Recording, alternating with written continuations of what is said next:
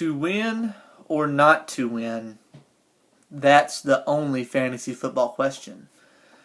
I am 1-8. I have chosen not to win.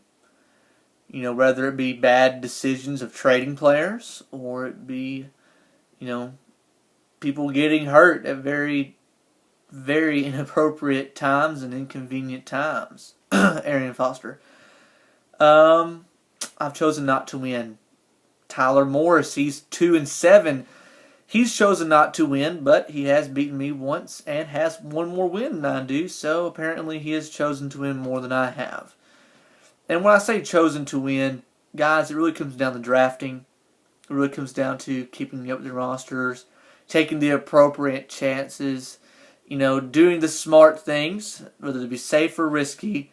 You make the right decisions, you're going to choose to win. Me and Tyler have not made the right decision, so we have chosen to lose. But there are several folks who have chosen to win. And two big games this week we want to highlight. First big game this week is Josh Murphy versus Caleb Parmley. Both are 7-2. This is going to be a slobber knocker. This is going to be just a clash of the Titans. Awesome game to watch. So be sure and keep that game because this is really getting down to playoff seeding. There's only 5 weeks left. Really going to determine who's going to be the 1 seed, 2 seed. So be sure and keep up with this game.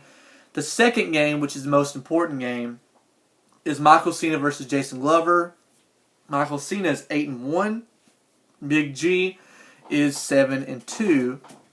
So if Cena wins, he almost clinches that number 1 seed. But if Big G wins, he'll get that tiebreaker on Cena and possibly clinch the number 1 seed. So these guys, these 4 teams, have obviously chosen to win. They're in the big games, the games that matter. These games are the games that matter for the 1 seed and 2 seed. We got other games like Gary versus Brandon. Gary's 4-5, Brandon's 3-6.